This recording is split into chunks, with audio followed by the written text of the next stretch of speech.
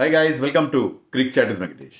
శ్రీలంకతో జరగబోయే 2 టెస్ట్ మ్యాచ్ల సిరీస్ గాను ఇండియన్ టీంని ప్రకటించారు. ఎక్స్పెక్టెడ్ లైన్స్లోనే ఉంది. యాక్చువల్గా నేను ఒక వీడియో చేశాను. దాంట్లో I have given some 15 names. అవి యాజ్ ఇట్ ఈస్గా వచ్చాయి. నాకు ఏదైనా లీక్ వచ్చిందని అనుకోవడానికి లేదు, ఎందుకంటే ఎక్స్పెక్టెడే కదా, దాంట్లో పెద్దగా సర్ప్రైజెస్ ఏం లేవు. ముందుగా మీకు టీం చెప్తాను నేను, తర్వాత will go into the details.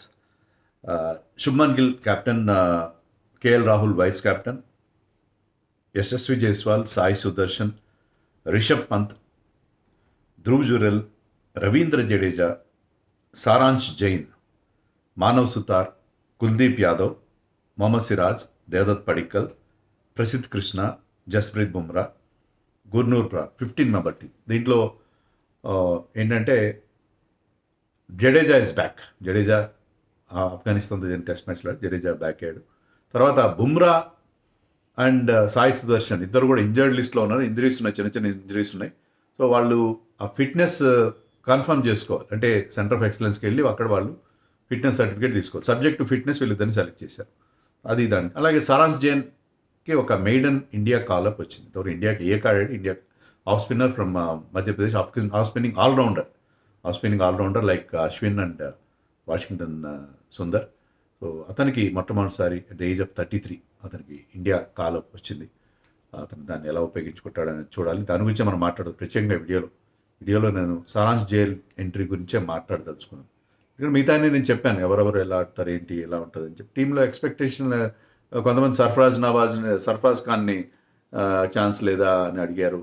Rajat Patidar అన్నారు. రజత్ పాటిదార్ని అకామిడేట్ చేయడం కష్టం కదా టీంలో. శ్రేయస్ అయ్యర్ని కూడా అకామిడేట్ చేయడం కష్టం. Already Sai Sudharsan is in great form. ఆఫ్ఘనిస్తాన్తో 81 చేశారు. తర్వాత శ్రీలంకలో జరిగిన ఇండియా సిరీస్లో he scored lot of runs. Devdutt Padikkal scored runs. మీకు Dhruv Jurel already scoring runs and is already proving to be good number 6 and number 7. Jadeja is back. So వాళ్ళకి ఎవరికి అవకాశం వచ్చే ఛాన్స్ కనబడట్లేదు. మనకి ఏదైనా ప్రాబ్లం ఉందంటే స్పిన్ బౌలింగ్లో ఉంది ప్రాబ్లం. అందుకే నేను సారాంశ్ జైన్ గురించి నేను స్ట్రెస్ చేయదలుచుకున్నాను. వాషింగ్టన్ సుందర్ ఫస్ట్ మ్యాచ్కి రూల్డ్ అవుట్. నేను ఆల్రెడీ అది కూడా చెప్పాను. నేను అతను ఫిట్గా లేడు. అతను హ్యామ్స్ట్రింగ్ ఇంజరీ ఉంది అతను కానీ, హర్షిత్ రాణా కానీ. So Washington Sundar second test మ్యాచ్కి ఫిట్ అవుతాడని వాళ్ళు అనుకుంటున్నారు. కానీ is it necessary? Why don't you try Saransh Jain? అది నా ప్రశ్న. Saransh Jain is an bowling allrounder. Washington Sundar కూడా ఒకప్పుడు బౌలింగ్ ఆల్రౌండర్, కానీ of late he has become a batting ఆల్రౌండర్గా మారిపోయాడు సారాంశ్ జైన్. వాషింగ్టన్ సుందర్. గౌతమ్ గంభీర్ అలా మార్చేశాడు. అతను బ్యాటింగ్ మీద ఎక్కువ కాన్సన్ట్రేట్ చేస్తున్నాడు. శుభ్మన్ గిల్ కూడా అతని బౌలింగ్ మీద పెద్ద కాన్ఫిడెన్స్ లేదు. అతనికి చాలా తక్కువ బౌలింగ్ ఇస్తున్నాడు, ముఖ్యంగా white ball cricket. Is more seen as a batsman who can bowl. చాలా తేడా మనకి స్పష్టంగా కనిపిస్తుంది అతని విషయంలో. Is not bowling a lot nowadays. ఒకప్పుడు బౌలింగ్ చేస్తూ బ్యాటింగ్ చేసేవాడు, కానీ ఇప్పుడు ఏంటి బ్యాటింగ్ బాగా చేస్తున్నాడు. ఇంగ్లాండ్ టూర్లో చాలా మంచి బ్యాటింగ్ చేశాడు. And he's a proper batsman. He can bat at any place. He can open the bat. He can bat at number 3. Number 3 already ఇండియాకి ట్రై కూడా చేశారు. He can bat at any number. But bowling అతను అంత గొప్పగా లేదు. ఇప్పుడు 18 టెస్ట్లో అన్నీ ఆడితే ఒక 5 వికెట్ హాల్ ఉంది అతను. అది న్యూజిలాండ్తో 7 for 59 తీశాడు కపుల్ ఆఫ్ సీజన్స్ బ్యాక్. అది మినహాయిస్తే అతను బౌలింగ్ అంత గొప్పగా లేదు. But Saransh Jain is an out and out bowler who can also bat well. Batting బాగా చేస్తాడు అతను. బట్ బౌలర్ అతను మెయిన్గా బౌలర్. మనకేంటంటే అశ్విన్ తర్వాత మనకి ఒక మ్యాచ్ విన్నింగ్ బౌలర్, ఒక వికెట్ టేకింగ్ బౌలర్ కావాలి. కుల్దీప్ యాదవ్ ఉన్నాడు. అంతపాటు మనకి వాషింగ్టన్ సుందర్ నా దృష్టిలో అశ్విన్కి ఎలాంటి రీప్లేస్మెంట్ కాదు. టెస్ట్ లెవెల్లో అట్లీస్ట్ టెస్ట్ లెవెల్లో హీ కెనాట్ రీప్లేస్ అశ్విన్. అశ్విన్కి ఉన్న మ్యాచ్ విన్నింగ్ ఎబిలిటీ అతనికి లేదు. Is a bits and pieces man. ఇప్పుడు మన ఇండియన్ క్రికెట్లో అవుతున్న ప్రాబ్లం ఏంటంటే గౌతమ్ గంభీర్ స్పెషలిస్ట్లకి ప్రాధాన్యత ఉండట్లేదు. Saransh Jain is an allrounder no doubt, but basically is a bowler. Basically is an off spinner bowler, తర్వాత బ్యాటింగ్.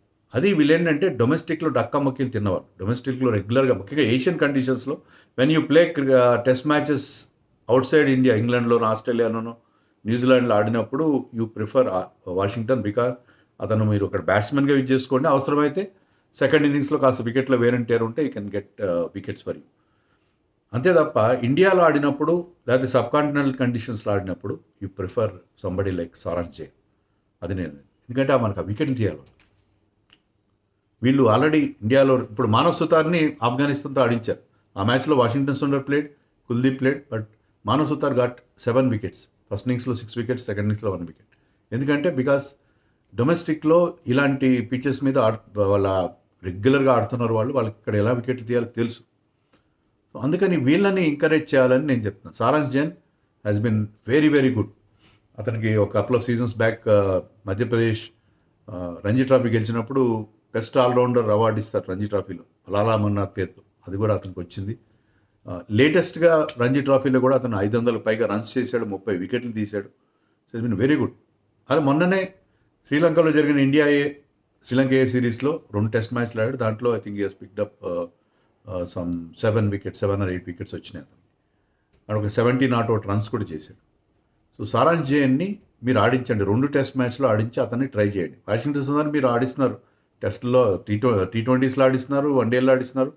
టెస్ట్ మ్యాచ్లుగా అతను ఖచ్చితంగా ఉండాలని నాకైతే ఏం లేదు. నేను చెప్పినట్టుగా అతన్ని outside India when you play in SENA countries, South Africa, England, New Zealand, ఆస్ట్రేలియాలో ఆడినప్పుడు అతన్ని because of his better batting ability అతన్ని మీరు కానీ మీకు మనకి బ్యాటింగ్ ఎక్కడ దాకా ఉంది నెంబర్స్ ఈ లైనప్పే చూసుకోండి. మీకు ఇక్కడ జైస్వాల్, రాహుల్ ఓపెన్ చేస్తారు, followed by Sai, Gill, Rishabh Pant, Jurel and Jadeja. 7 వరకు మీకు సాలిడ్ బ్యాటింగ్ ఉంది.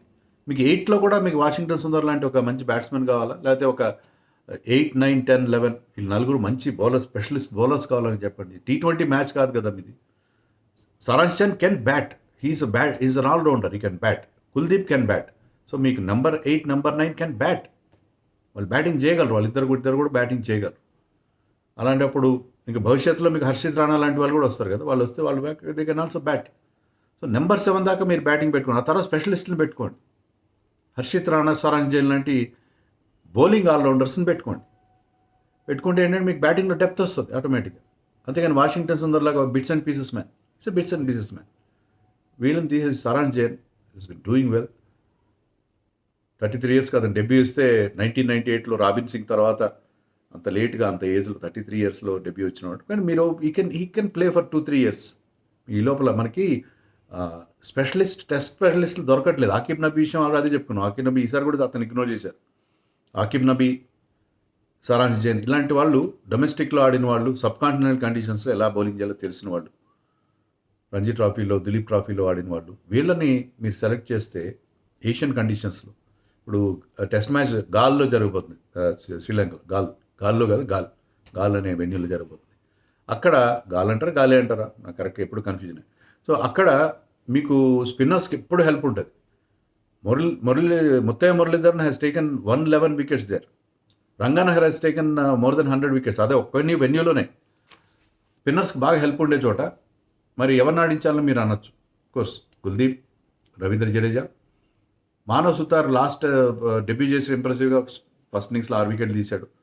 అతను ఆడించకుండా మరి వెరైటీ కావాలంటే మీరు సారాంశ్ జైన్ ఆడించుకోవాలి. ఇద్దరు లెఫ్ట్ ఆర్మ్ స్పిన్నర్స్, ఒక ఆఫ్ స్పిన్నర్, ఒక చైనామెన్ బౌలర్, ఒక left arm spinner, orthodox left arm spinner Jadeja. ఆ లెంత్లో అది 4 స్పిన్నర్స్ ఆడించుకోవచ్చు మీరు. బుమ్రా ప్లస్ 4 స్పిన్నర్స్, ఇద్దరు సెకండ్ పేసర్ అవసరం రాదేమో గాల్ స్టేడియంలో. లేకపోతే ఇద్దరు ఆడించుకుంటే మీరు సారాంశ్ జైన్ ప్రిఫర్ చేయండి. అతనికి అవకాశం ఇచ్చి చూడండి. మానవ్ సుతార్ విల్ గెట్ ఈ ఛాన్స్. అవకాశం ఒకటి ఇచ్చి చూడండి. ఎందుకంటే అతను he could be A specialist off spinner. 33 yearsలో మీరు సెలెక్ట్ చేసినప్పుడు గివ్ హిమ్ ఏ ఛాన్స్ అని నేను ఇచ్చి ఒక స్పెషలిస్ట్ని మీరు తీసుకుని స్పెషలిస్ట్ని ఆడించుకునే ప్రయత్నం చేయండి. అంతేగాని మేము ఎప్పుడు వాషింగ్టన్ సుందర్ కావాలి మాకు అంటే, Washington Sundar cannot win you matches. He cannot win you matches, I'm telling you. I have nothing, don't get me wrong. I have nothing against Washington Sunder. He's a very good player, manchi, sincere and committed player. But he has his limitations as a bowler. Off spinner ga, atanu restrictive bowler tappa wicket taking bowler kaadu. Wicket taking bowlers కావాలి కదా మనకి. So Saransh జైన్ని try చేయండి అని చెప్తాను. సారాంశ్ జైన్ని, మానవ్ సుతార్ వీళ్ళని ఎక్కువగా అవకాశం ఇవ్వండి. Jadeja is there. జడేజా మీకు బ్యాటింగ్లో జడేజా కావాలి కాబట్టి జడేజాని పెట్టుకోండి. కానీ జడేజాని కూడా you can face him out because Manav Sutar also can bat. కాబట్టి ఐ థింక్ ఈ బౌలర్స్ ఎవరైతే రంజీలో బాగా బౌలింగ్ చేస్తున్నారో, రెగ్యులర్గా బౌలింగ్ చేస్తున్నారో, సబ్ కాంటినెంటల్ వికెట్స్లో టర్నింగ్ ట్రాక్స్ మీద ఎలా బౌలింగ్ చేయాలో బాగా అలవాటు ఉన్న బౌలర్స్, ఈ జడేజాలు, అక్షర్ పటేళ్ళు, వాషింగ్టన్ సుందర్లు, ఈవెన్ కుల్దీప్ యాదవ్, వీళ్ళంతా ఏంటంటే ఇండియాకి ఆడతారు. డొమెస్టిక్ క్రికెట్ మర్చిపోయారు వీళ్ళు. వాళ్ళకి టైం దొరకట్లేదు. టైం దొరికినప్పుడు కూడా ఎక్కువ ఆడరు. ఆడని వీళ్ళకి ఈ వికెట్ల మీద ఎలా బౌలింగ్ చేయాలో తెలియదు. మన బ్యాట్స్మెన్కి టర్నింగ్ ట్రాక్స్ మీద ఎలా బ్యాటింగ్ చేయాలో అర్థం కాదు. స్పిన్ ఆడడంలో ఇబ్బంది పడుతున్నారు. సో వీటికి ఏంటంటే దీనికి టెస్ట్ స్పెషలిస్ట్ని డెవలప్ చేయాలని చెప్పి నా సిన్సియర్ రిక్వెస్ట్. మరి మీరేమనుకుంటున్నారో దీని గురించి నాకు కామెంట్స్లో